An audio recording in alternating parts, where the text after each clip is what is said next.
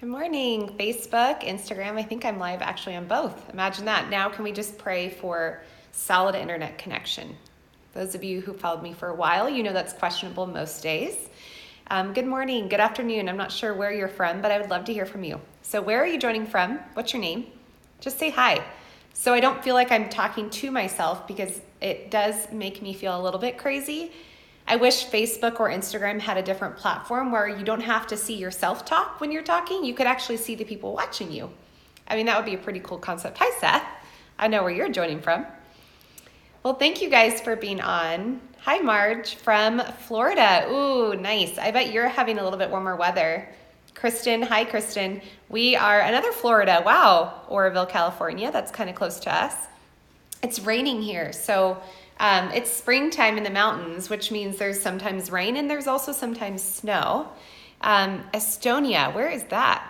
Ontario, very cool. So we have some Canadians in the house. Awesome.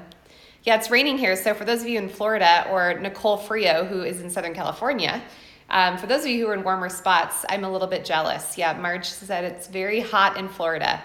It was pouring down rain on my run this morning. So I came back totally soaked and it was pretty fun. Well, I'm excited for you to be on today. And for those of you who are new to this space, my name is Susan Johnson. I'm a nutritional therapy practitioner. That's my background. I went to school to learn how to help people really be healthy using nutrition and detox, essential oils, clean up their environment. And now I also have the privilege of basically focusing on people that are walking through cancer and teaching people how to thrive through cancer. And through that, we have founded a nonprofit called Kick Cancer, which helps children who are walking through cancer, just gives them tools and resources to help their caregivers and themselves really thrive through that process. I'm also a presidential diamond with doTERRA Essential Oils, which basically means that I have the coolest job in the world. I get to teach people how to use essential oils to improve their physical, their emotional health. It's pretty awesome. And yes, I get paid for it. I know. And sometimes I'm like, how do I have just the coolest job in the world? But when we walk through and navigate the idea of cancer or disease in any case, there's so many layers.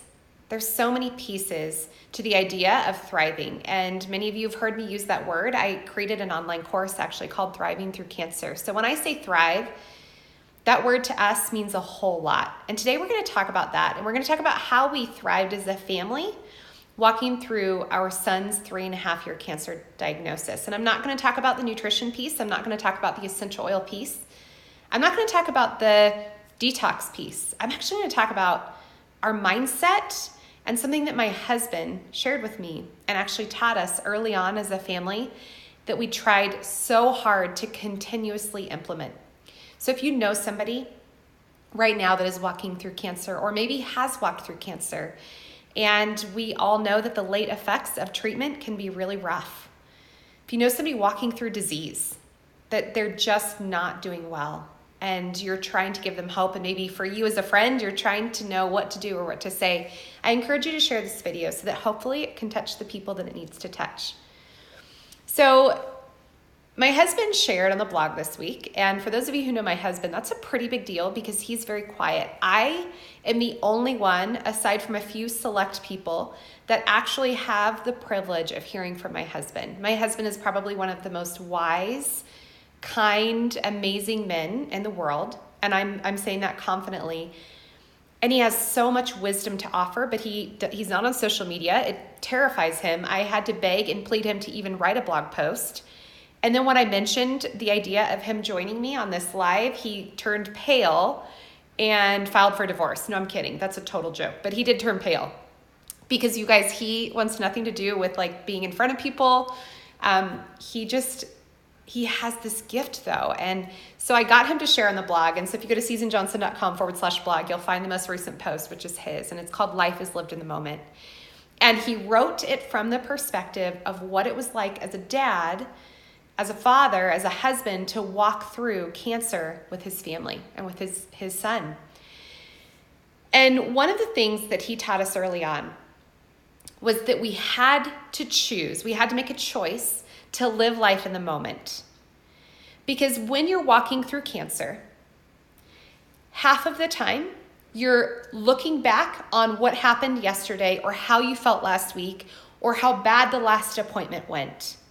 The other half of the time, you're anticipating what's to come. You're looking at your next appointment and you're dreading the next dose of chemotherapy and you're dreading the next surgery.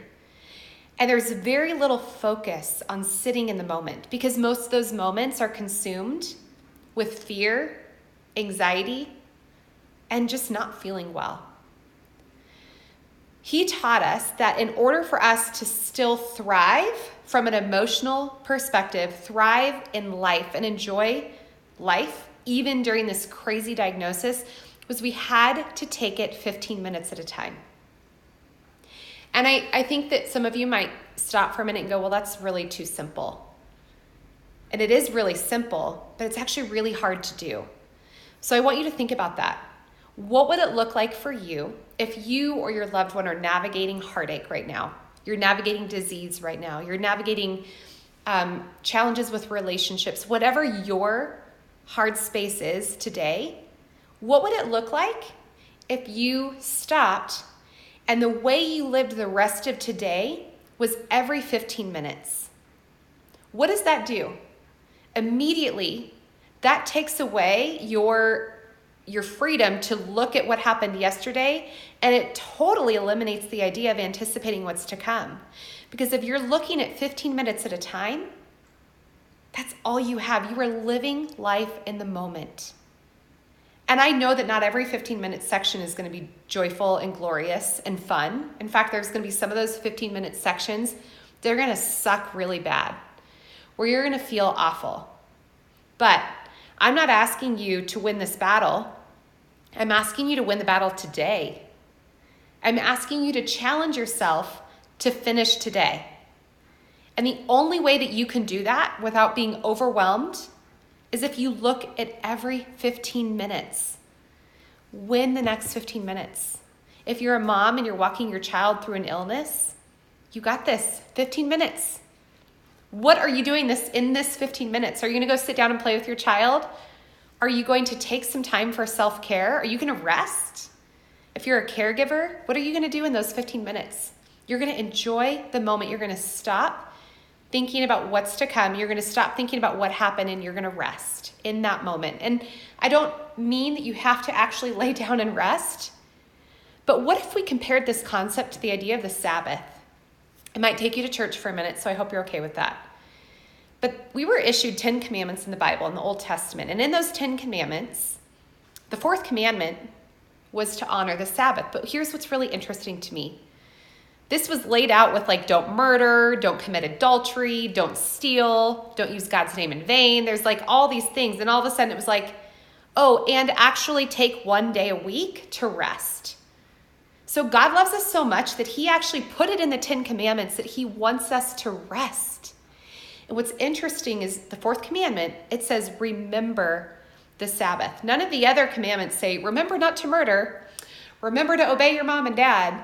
It actually says, remember the Sabbath. And I heard a preacher talk about this, and I think it is by no coincidence that the word remember was there, because God knows. He knows that our lives were going to get busy. He knew that one of the hardest commandments for us to uphold was to rest. And I think when you're walking through an illness and when you're walking through tragedy, rest feels like how? When I sit down, my mind is just totally consumed with all of the things that I'm walking through and all of the heartache.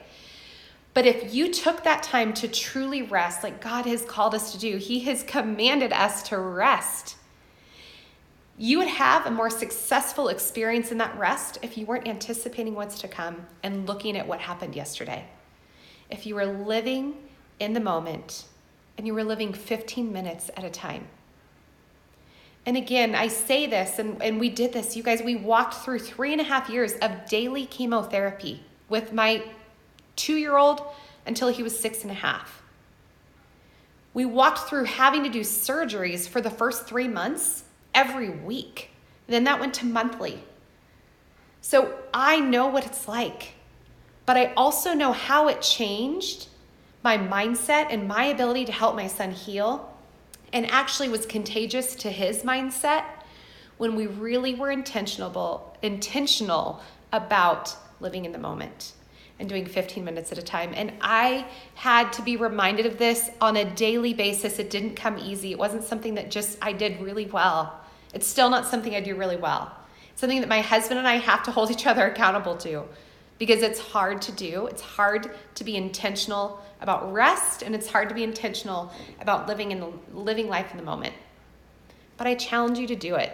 And if you need a little bit more motivation, or you want a little bit more background on what this looks like, read the blog post that Josh wrote. He shared a little bit of his heart. He shared what it was like and even the feelings that he had. But he wanted, at the end of it, actually, I wrote down, he said, "You can win this battle for one day." And he wrote that out. And I think because he remembers that there were days where we were like, I don't think we could do tomorrow. And I remember those days. And I know some of you are feeling that. I know you're having those days where you don't think you can do tomorrow. But you can. You can do it if you do it 15 minutes at a time.